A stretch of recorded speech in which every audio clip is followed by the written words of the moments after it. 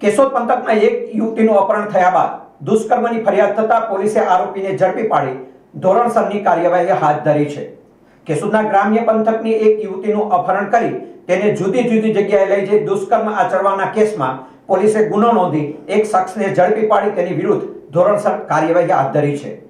આ ઘટના અંગે પોલીસમાં નોંધાયેલી ફરિયાદ મુજબ કેશોદના ગ્રામ્ય પંથકની એક યુવતી તેના કાકાને ઘરે હતી। તે દરમિયાન એક શખ્સ ત્યાં આવી પહોંચ્યો હતો અને મારી ગાડીમાં તારા ભાઈ અને કાકાની લાશ પડી છે, આવીને જોઈ જા તેમ કહેતા યુવતી ડરી ગઈ અને ગાડી સુધી પહોંચી હતી, પરંતુ આવું કાંઈ બનેલ ન હોય।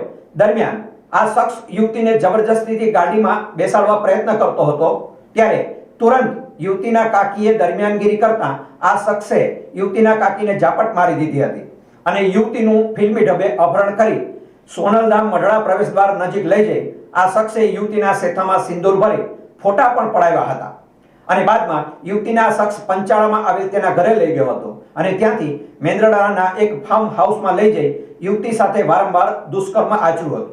રાતભર દુષ્કર્મ આચર્યા બાદ આ શખ્સ યુવતીને કેશોદ લઈ આવી ગાડીમાંથી ઉતારી જો તું આ વાત કોઈને કહીશ તો તને અને તારા આખા પરિવારને મારી નાખીશ તેવી ધમકી આપી છોડી મૂકી હતી।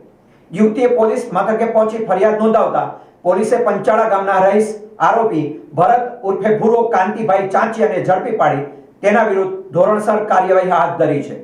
પોલીસે ઝડપી પાડેલ આરોપી અગાઉ હત્યા સહિતના ગુનાહિત કૃત્યમાં સંડોવાયેલો હોય અને તેના વિરુદ્ધ ગંભીર પ્રકારનો ગુનો નોંધાયો હોય તેવી વિગતો પણ પ્રકાશમાં આવી હતી।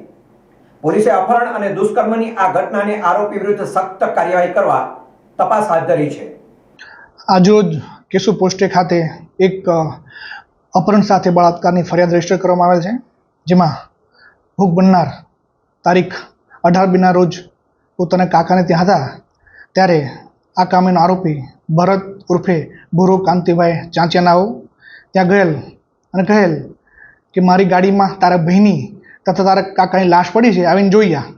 જેથી ભોગ બનનાર ડરી ગયેલ અને ગાડી પાસે જઈ જોતા આવું કંઈ જોવા મળેલ નહીં।